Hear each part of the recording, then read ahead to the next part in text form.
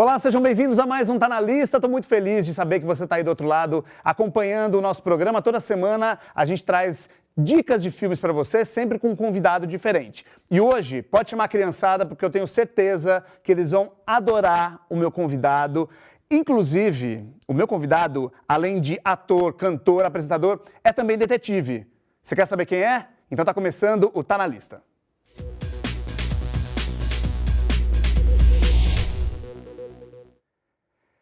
Pedro Mota, detetive do Prédio Azul. Você é um detetive, não é? E aí? Como é que você tá? Eu tô bem, e você, como é que tá passando essa quarentena? Então, período meio complicado para todo mundo, literalmente todo mundo, né? Mas a gente tá levando do jeito que dá, aproveitando para se distrair um pouco, para me desligar um pouco do mundo real, né? A gente vai ter um papo hoje um pouco mais cinematográfico e aproveitando aí esse gancho, tô assistindo muito filme. E exatamente por isso que eu falei, para me desligar um pouco da vida real, assim, a gente se liga na ficção e, e mata a saudade da salinha de cinema também, né? Pois é, Pedro, você começou no Detetives do Prédio Azul ou não? Como? Você começou na série Detetives do Prédio Azul? Foi seu primeiro trabalho como ator? Então, já tinha feito participações, já tinha feito musical, já tinha feito peças de teatro, participações até na TV mesmo, mas o DPA foi meu primeiro grande trabalho e, além disso, eu sou um dos protagonistas do DPA, né? São 3 protagonistas e eu sou um deles, então posso considerar o DPA como meu primeiro grande trabalho. Já tinha feito algumas participações antes, mas o DPA foi o primeiro boom, assim. A gente já vai falar sobre cada um dos filmes, na verdade, são 3 filmes, 2 já foram lançados, um ainda vai ser lançado, a gente também vai falar sobre ele. Mas eu quero falar um pouquinho sobre a série de TV que a galera pode assistir. Eu sei que no Globoplay são 12 temporadas, eu fiquei muito chocado. Eu jamais imaginei que fossem tantos episódios assim. Pois é, a gente já tem mais de 300 episódios gravados. Eu tô em mais de 100 deles. Depois eu faço o cálculo. Eu não tenho noção assim de quantos episódios eu particularmente gravei. Mas são 12 temporadas e dessas 12 eu gravei 8. Na verdade, 14, né? A gente gravou 14 temporadas até agora e dessas 14 eu participei de 8. E ao longo dos anos, ao longo das temporadas, foram, claro, acontecendo mudanças na série. Sim. De personagens que foram entrando, saindo. No caso, eu sou da segunda geração de detetives, né? Antigamente eram 3 detetives, assim como é hoje, mas eram Mila, Tom e Capim, e eles se despediram do prédio, cada um tomou seu rumo, tomou um caminho ali na história, e aí entraram novos detetives até para renovar mesmo, porque os outros já estavam muito grandes. Então, hoje eu também estou grande, mas assim, naquela época eles estavam muito grandes e aí precisavam realmente dessa renovação. E aí entraram novos detetives e, assim, eu acho que é legal essa renovação porque ela é uma mudança de gerações da galera que assiste. Por exemplo, a galera que assiste a gente também está crescendo. E aí daqui a pouco vai ter as crianças pequenininhas que ainda não nos assistem e vão assistir DPA numa outra geração. Então, acho que essa troca é super saudável, super inteligente e necessária também, né? Com certeza, mas você falou da criançada que gosta de assistir, que está crescendo, mas eu, por exemplo, sou um adulto que adora séries para crianças, desenhos. A gente tem essa criança interior, né? E eu acho muito... Você sabe que eu fui até na época do lançamento do DPA 2, que a gente vai falar sobre, eu fui com as minhas sobrinhas naquele escape, que é o cenário do prédio, que você vai entrando, descobrindo mistérios. Eu fiquei, acho que, mais impressionado que elas aqui. Eu virei uma criança ali dentro daquele escape. Você foi fazer também, né, eu acho? É uma coisa legal, assim, os pais e tios e avós, eles também se sentem dentro das histórias que a gente conta ali no nosso mundinho, no mundo do DPA. E acho que isso é legal, assim, os adultos matam a saudade dos programas da época e as crianças também vão conhecendo a gente, vão tendo ali uma referência de programa infantil. E acho que é super legal os pais que chegam e falam, nossa, eu sou fã, ou os tios, ou os avós, ou sei lá, as pessoas mais velhas, né, em geral. Vamos começar então, Pedro? Eu vou chamar a vinheta da nossa primeira dica, que, claro, ainda é DPA, mas a gente vai conhecer um pouquinho mais da história desse primeiro. Vamos lá então, dica número 1 de hoje.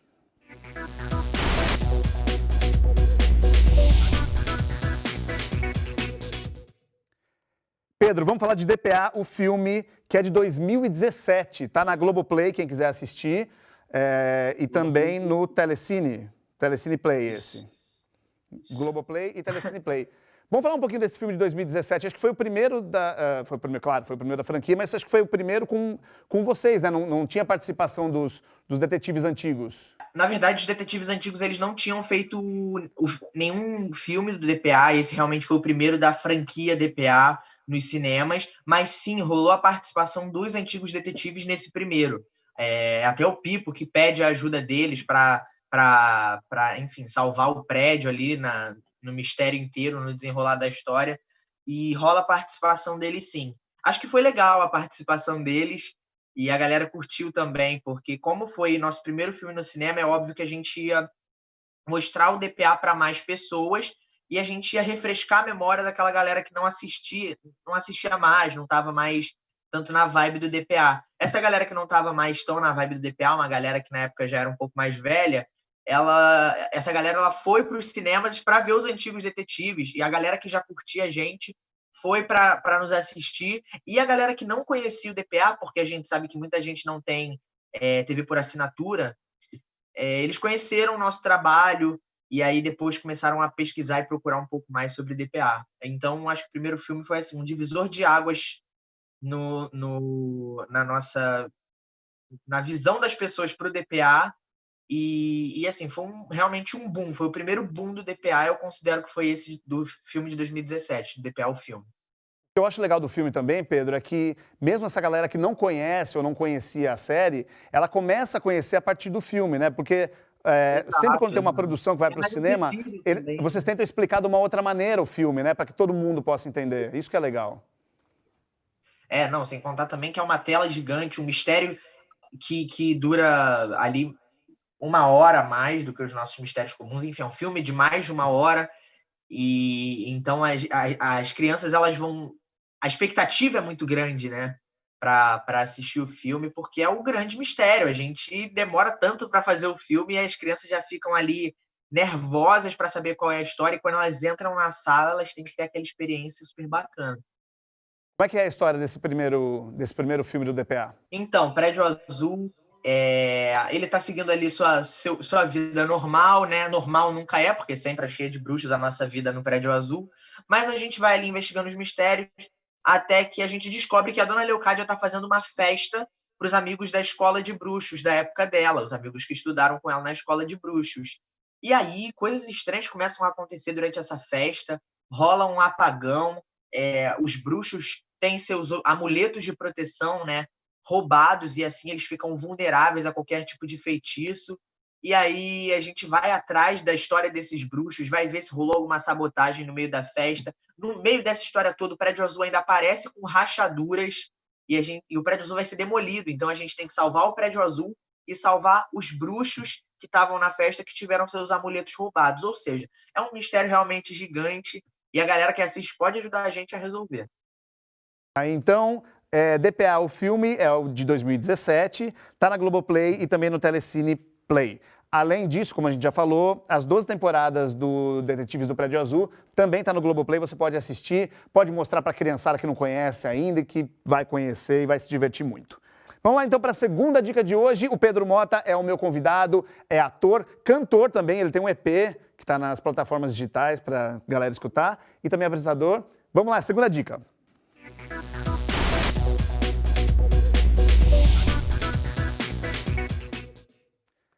Vamos para DPA 2, O Mistério Italiano. Esse eu fui ver no cinema e ainda entrevistei vocês todos. Entrevistei o Diogo Vilela, incrível. Foi um filme muito legal, eu me diverti muito e eu acho que vocês devem ter se divertido lá na Itália fazendo. Não, foi demais, foi essa uma experiência incrível. Eu vivi histórias engraçadíssimas na Itália. Nós vivemos, né? Eu e os meus companheiros detetives, o Anderson e a Lelê. E foi super divertido, eu curti demais fazer parte do segundo filme. Ainda mais o segundo filme, ele tem uma história que puxa mais para um lado afetivo do Pipo, que ele encontra a família dele, vai para o país da família dele. Então eu particularmente tive esse filme como uma coisa muito especial para mim. porque envolve tem toda uma história ali do meu personagem, e foi super legal, foi super divertido. Além disso, a gente gravou com mais crianças e a gente ficou super amigo, e acho que foi bem bacana de gravar, né? E a gente gravou um aninho depois do 1 ano e 6 meses depois de ter gravado o primeiro filme, e assim, a gente já teve noção da mudança que teve do primeiro filme para o segundo, tanto na nossa atuação, quanto na produção, quanto até no sucesso do DPA, né? O primeiro filme já tinha consolidado bastante, a gente já foi para o segundo filme um pouco mais grandioso, assim, e foi super divertido. Assim como o primeiro, o segundo foi super bacana de gravar. Foi a primeira viagem internacional do DPA? Foi a primeira viagem. Primeira, mas não única, tá, gente? Porque a gente vai falar daqui a pouco aí que vai ter mais uma viagem.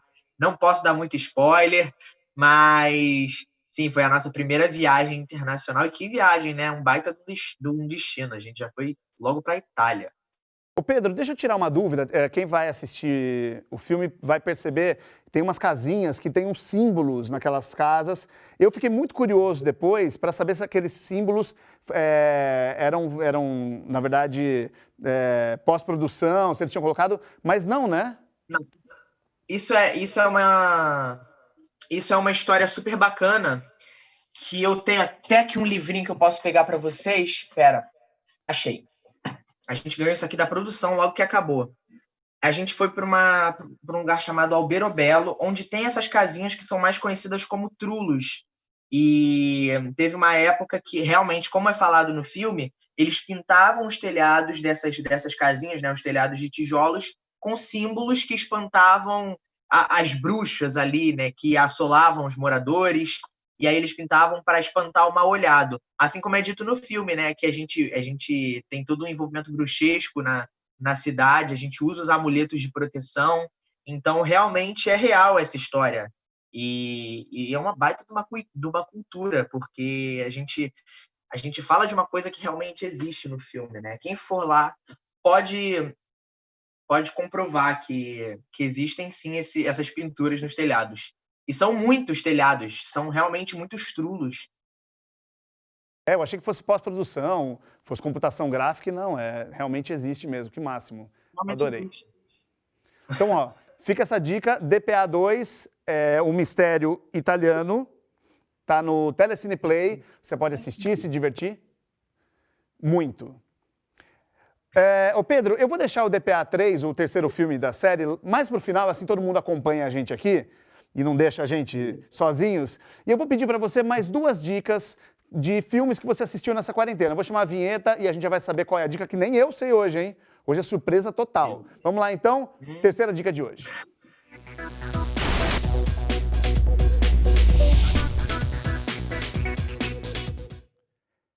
Pedro, o que você escolheu pra gente? Fiz 3 escolhas. Será que vale? Você pode fazer tudo, Pedro. Hoje é o seu dia aqui. Ó, eu tô vendo muito filme nessa quarentena, mas eu escolhi aqueles filmes que você pode sentar assim, assistir com a sua família e se divertir. Ótimo. Eu vou dar uma roubadinha aqui, tá? A trilogia do De Volta para o Futuro, que eu acho super legal. Olha só, agora você fez eu me sentir velho, né? Porque eu fui ver no cinema esse filme, a trilogia. Eu já vou adiantar que vai ter mais filmes dos anos 80 nessa lista. Você viu a trilogia do De Volta para o Futuro? É muito engraçado porque eu assisti numa exibição, acho que ano retrasado, num daqueles, aquelas telas gigantes que eles fazem uns eventos, e aí eu fiquei muito impressionado como o filme era muito diferente do que eu imaginava, do que eu tinha visto na década de 80, assim, o De Volta para o Futuro 1, né? E aí o 2 ele é mais dinâmico. O que você achou? Você é mais novo, mais jovem, o que você achou do filme? Eu vou confessar para vocês que eu amo de paixão o 1, o 2, assim, eu gosto, o terceiro é o que eu menos gosto ali, mas o primeiro e o segundo estão no meu coração, principalmente o primeiro. Eu amo a cena que ele toca Johnny B. Good, do Chuck Berry, no final. E eu acho que é divertido porque as crianças de hoje em dia vão poder ver como tudo rolava naquela época e como, e no segundo, como as pessoas imaginavam o futuro, né? porque no segundo filme a gente vê ali na visão da galera daquela época como eles imaginavam. O ano é de 2013, não é? Não vou lembrar agora. Eu não vou lembrar. Se eu não me engano, 2015. eles vieram Falaram aqui 2015. 2015. Que não tem tanto tempo, né, gente? Aí eles já achavam que ia rolar uma super evolução e nem era tudo aquilo. Não, aquele skate voador, né? Sem rodinha. O skate voador, nossa, meu sonho. Eu lembro que até fizeram uma pegadinha depois que falaram, a gente vai lançar o skate voador, mas era tudo fake no final, infelizmente. Você sabe, Pedro, falando assim, talvez o primeiro filme mesmo da série seja mais legal no sentido de que todo mundo possa assistir, porque tem essa coisa da volta no tempo. Eu acho que pra gente que era da década de 80, né? Eu nasci um pouquinho antes, 77, mas assistir no cinema o segundo filme do De Volta para o Futuro, eu acho que pra gente aquilo era muito surreal, porque você vê como, ou imaginar como seria o futuro e tá vivendo isso hoje é muito louco, né? Você vê que algumas coisas não aconteceram, algumas coisas ficaram defasadas, é muito louco isso. Vamos lá, dica número 4.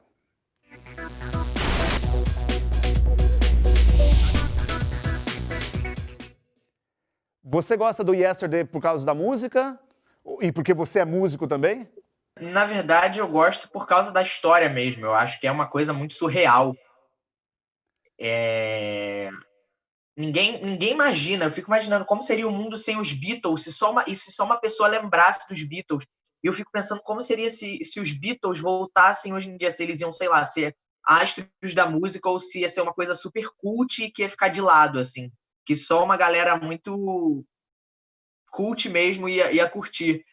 E eu fico pensando como seria o mundo sem os Beatles, e eu fico colocando isso em outros músicos, assim, por exemplo, como seria o mundo sem o Michael Jackson? Imagina se alguém lembra do Michael Jackson e começa a reproduzir as danças, as músicas, mas será que seria a mesma coisa? E eu fico com isso na cabeça. E a trilha sonora, né, nem preciso dizer nada. Eu adoro Beatles e conheci muitas outras músicas dos Beatles depois desse filme. Eu gosto de 3 coisas nesse filme que são bem legais. Eu gosto do encontro do protagonista com o Ed Sheeran, que eu acho incrível. Eu acho essa relação dos dois muito boa.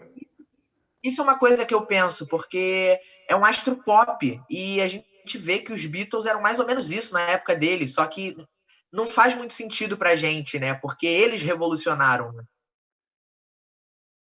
Eu não fico imaginando, sei lá, os Beatles hoje fazendo um feat com Ed Sheeran, por exemplo, como é mostrado não dá no para filme. imaginar esse tipo de coisa. É uma fantasia esse filme. Outra coisa que eu gosto muito no filme é o que você estava falando, de como os Beatles mudaram a maneira de fazer a música. E eu acho que é como os Beatles mudaram a maneira de consumir músicas e produtos. Eu não vou contar por quê, porque principalmente é o final do filme. Assim, ele acaba falando sobre isso. E ao longo do filme tem também algumas indicações. E é muito legal como eles mudaram a maneira de construir, enfim, produtos e essas coisas todas.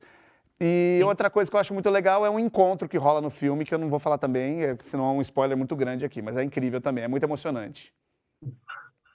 E eu vou dar spoiler de um encontro que rola no filme.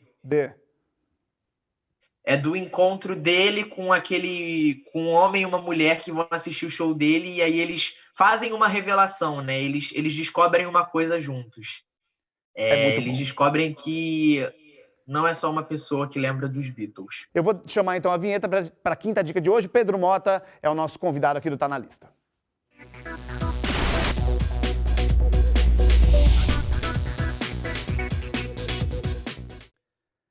Pedro, qual que é a quinta dica? A quinta dica é Os Goonies. Os Goonies. Me fala um pouco, também é um filme dos anos 80, é um filme que me marcou muito e eu acho que ele tem essa coisa que você falou mesmo do detetives, né? De procurar pistas e mistérios. E a hora que eles caem naquele barco pirata, era um barco pirata, né? Aquilo era uma coisa tão surreal pra gente. Exato, era uma coisa tão surreal aquilo. Eu olhava e falava, meu Deus, eu preciso fazer parte dos Goonies, assim, é muito legal. Pois é, e é uma coisa super de amigos de rua que do nada entram numa enrascada que vira uma super aventura. E esse filme dos Goonies eu recomendo para uma galera que tem ali de 10 anos para cima. Se você for mais novo, você pode assistir também. mas eu recomendo mais para aquela galera que está preparada para uma aventura um pouco mais misteriosa, mais sombria. E eu acho que o terceiro filme do DPA que a gente vai lançar ainda, o terceiro filme da nossa franquia, tem muito dos Goonies, assim. Fica a dica também, Goonies. Vamos falar do DPA 3 para quem está curioso para saber. Eu li que vocês, eu não sei se, bom, acho que posso falar porque eu li sobre, mas vocês filmaram em Ushuaia. Sim. Cara, que Ushuaia. massa! Eu fui para Ushuaia e eu achei um dos lugares mais surreais da vida. A chegada de Ushuaia no avião, para mim, foi um... Eu comecei a chorar, assim, de tão emocionado que eu fiquei. E de tão lindo que era aquilo. Mas você já tinha visto neve antes? Eu já tinha visto neve, mas eu não tinha visto daquela maneira... Eu acho que foi... Eu não sei, foi uma mistura de emoções, assim, que eu tive lá em Ushuaia. É porque, para quem não sabe, Ushuaia é considerada a cidade do fim do mundo, porque é a cidade mais ao sul do planeta. Nessa nossa chegada em Ushuaia, estava rolando uma nevasca. E aí a gente chegou no hotel com nevasca. Então parece que assim já estavam recebendo a gente. Já estavam recebendo para a gravação do filme. E a gente está explorando um bioma que é pouco aproveitado pelos filmes brasileiros, né? Na verdade, é quase zero o aproveitamento que os filmes brasileiros têm sobre neve e coisas do tipo. A gente assiste muitos filmes americanos, ou, enfim, mais americanos, né, que falam do Natal. A gente associa muito neve aos Estados Unidos, ao Natal, aquela coisa meio mística, só que tem neve aqui na América do Sul e também é uma coisa super bonita. E eu ainda não vi o filme, eu vi o trailer e a gente assistia os takes lá em Ushuaia e assim, a fotografia estava linda. A gente pegou realmente a gente gravava lá no alto das montanhas, assim, então a gente tinha muita neve. E quando a gente estava quase indo embora, assim, de Ushuaia, parou de nevar do jeito que estava nevando. Começou até a abrir um solzinho, assim, então parece que chegou uma nevasca que se instalou ali por Ushuaia pelo período que a gente estava gravando e depois acabou, como se tivesse sido tudo milimetricamente planejado. E eu achei isso super legal, assim. Foi uma viagem simbólica também, porque toda a minha família foi, a gente conheceu neve, a gente fez boneco de neve, a gente tinha que botar 25 mil roupas ao mesmo tempo. Não, é muito surreal. Quando vocês foram para lá, a maioria a história toda se passa lá ou não? Não, se eu não me engano, deixa eu me refrescar a memória aqui. A gente gravou muitas coisas de Ushuaia no Brasil, obviamente não as externas. E aí a gente só gravou as externas lá, a gente gravou bastante em Ushuaia. Se eu não me engano, mais do que na Itália, a gente aproveitou e fez muita coisa de Itália aqui no Brasil, diferente do Ushuaia. Até porque também essa questão de neve deu uma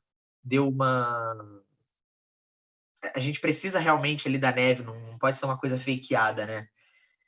E na verdade, o filme ele gira em torno dessa viagem para Ushuaia. A gente precisa viajar para Ushuaia para resolver o mistério. Pedro, muitíssimo obrigado por ter participado do Tá Na Lista. Ó, lembrando, então, DPA o filme e o DPA 2 nas plataformas digitais e também as dicas que o Pedro deu, De Volta para o Futuro, Goonies e Yesterday também nas plataformas digitais, para você se divertir com a família. São filmes para família, vale a pena se você não assistiu e se você já assistiu, repetir. Pedro, obrigado mesmo. Valeu, valeu. E olha, gente, não se esqueçam, para você que está aí morrendo de saudade de DPA, já está doido para assistir o terceiro filme, não se esqueça de assistir os 2 primeiros filmes enquanto essa história toda não passa. E agora a gente está com a 13ª temporada de DPA, nova temporada que está sendo exibida no canal Gloob de segunda a sexta às 19 horas. Episódios inéditos, pessoal. Fica aí a dica, então, 13ª temporada do Detetives do Prédio Azul. Pedro, obrigado, valeu e até a próxima. Valeu. Tamo junto. E olha só, você é de casa? Eu vou ficando por aqui, lembrando que todo domingo tem programa inédito aqui na TV Tech. Você pode assistir a gente simultaneamente pelo Facebook da TV Tech Jundiaí, ou então pelo YouTube e também pelo canal 24 da NET. E toda semana a gente tem um convidado novo para falar, claro, sobre cinema. Eu espero você na próxima. Um beijo, um abraço, até mais, tchau.